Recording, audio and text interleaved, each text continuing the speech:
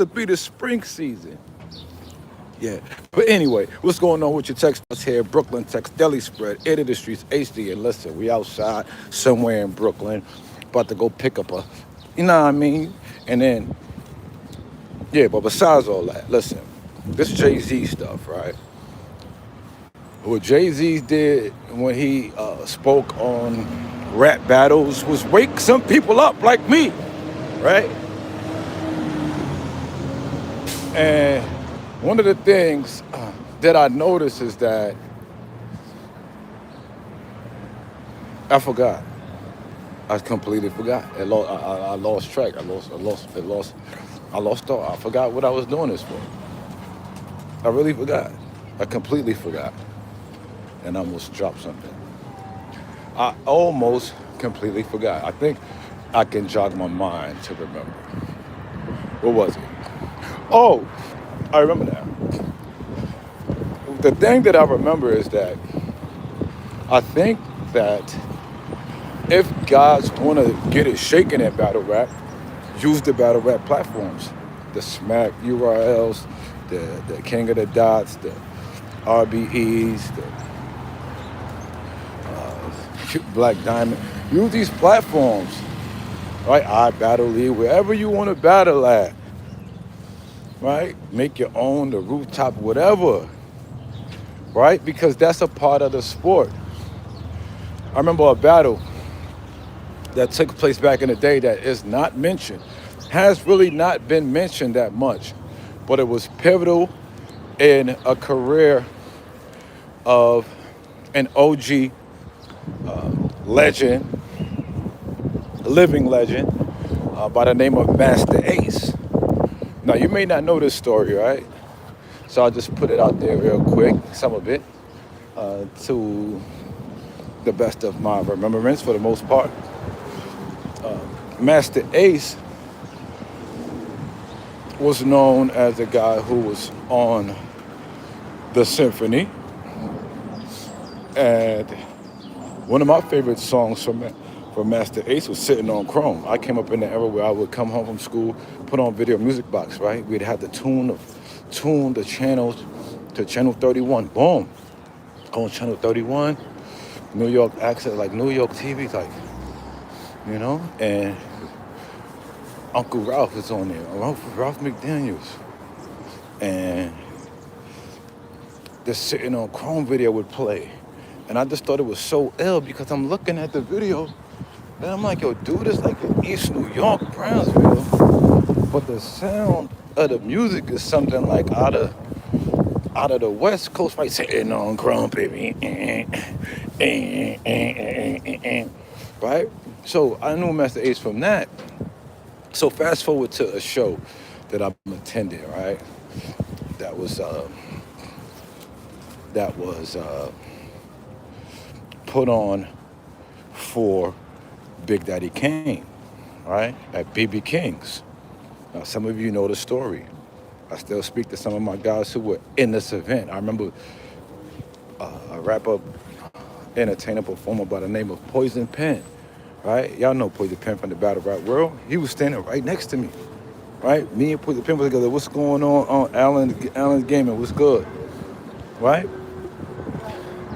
But he was right next to me. Gotta stop in here real quick too. My guys are just indeed. How's it going? So you had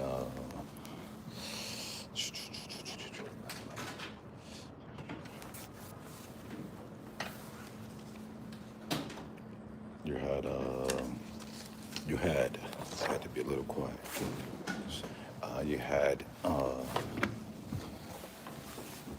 You had a couple guys that were in there who, right, Poison Pen, like I said, Poison Pen was there, and this was my boy,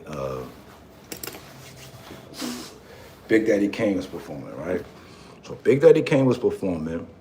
It was his show. Ice-T was in the building. I remember that vividly. And there was a rapper by the name of Boogeyman, right? So the dude Boogeyman was this rapper dude?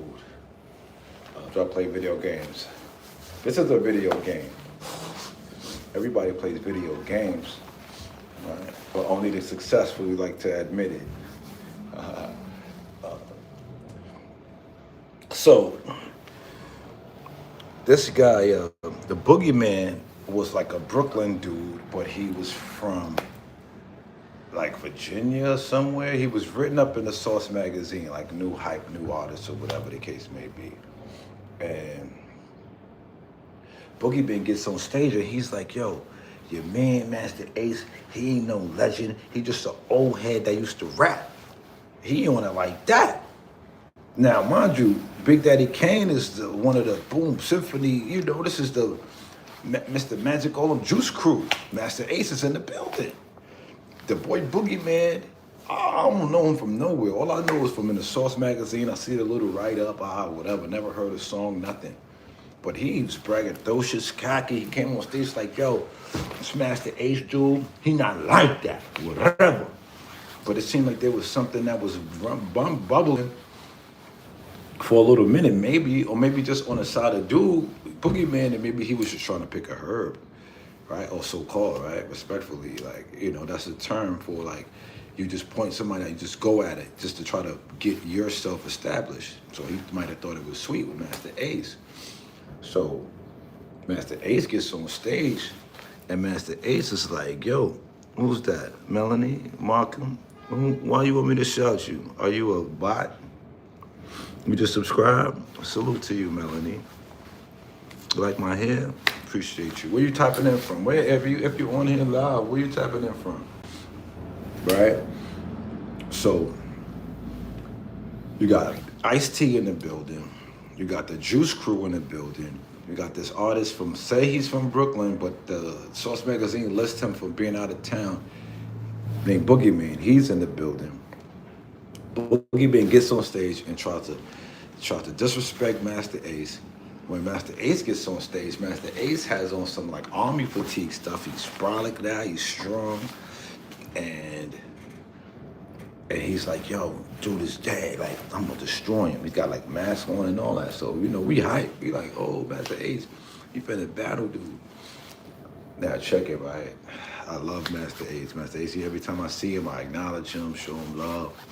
You know, because I think he's one of them guys with the pen, with the transparency, with the bars, like he's been doing it since the 80s, and he's still here, relevant in the 2020s, the 80s, 90s to 2000s, 2010, 5 decades. Master Ace been outside, right? So back then, this was like three decades, right? So I'm like, okay, I could rock with, you know. But when he got on stage,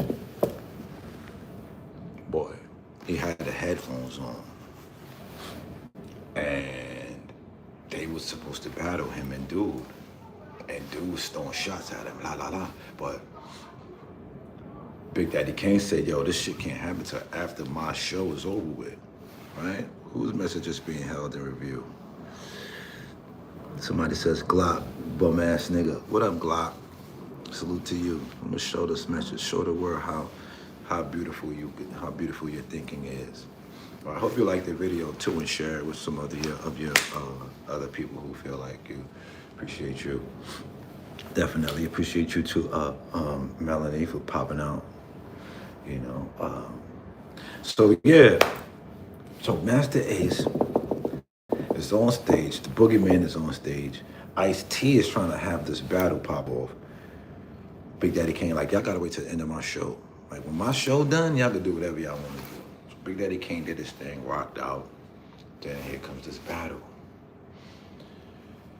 All I remember is Boogeyman was going in, and the people was waiting on Master Ace to take his head off. People was waiting for Master Ace to take his head off. Master Ace had these headphones in, and it seemed like he was writing new raps, and he couldn't remember the rhymes. And just like in regular battle rap, unless you got the magic of URL with the, some of y'all know what that means, then it's no saving you. It was no saving him. You was there. And this is luckily this before the internet. Because if this was in the internet era, we might not have disposable arts. We might not have the more recent projects that just dropped with with Polo. Like, it's crazy, you know, because what happened with Master Ace is that he didn't take the L as it was over. He literally transformed his career from that loss. Like, at first he disappeared. I ain't seen him for a minute. Now this is just my observation. He could have might not start doing the song the next day, do music the next day. But like, I remember going to Fat Beats, right, and seeing Disposable Arts, and it was like, oh, he talked about it on that album, if I'm not mistaken. And he also worked with one of my big bros from Bed-Stuy, who goes by Apocalypse, right? I almost said Avalanche. But my God, we called them Blaze coming up. Hot, right? It was like top 5 guys in the star, and Blaze was not 5, right? When I was coming up, before I was even really rapping, like, these guys don't even think about me as being a rap, what? Right? Even though I'm nice, these guys is like, man. It's like, imagine if I was like Trader Kids level nice, right? Which I could be, I don't know. But let's just say I was, right? Hypothetically. But yet, and you know that. But I'm telling you, man, you think I'm nice. These guys is beyond. That's like Redman saying, so he dropped through Jersey, but like, yo, this guy is better than me. That's like Jay-Z riding through Marcy and show you, yo, you think I'm nice. Look at these 2 guys. These are these 3 guys. Like, that's how crazy it is. Like, there's so many levels out here, like in New York, that, you know. Anyway, I got to take care of some things. I just definitely had to pop out and talk about that. We got some work coming. We got books, some PDFs. You can find them on Stan Store. Win for a Living Stan Store. Hit me up though, DM me, message me, shoot me an email, info@dailyspreadpodcast.com. We got a play today, yesterday. Free play was Skeens to get 7 Ks, and he got pulled in the first inning. It happens. That was the most public play of the day. We didn't think about that. So with that being said, stay sharp, and we'll catch you on the flip side again. We got the Discord too, the Patreon too, listen, you name it.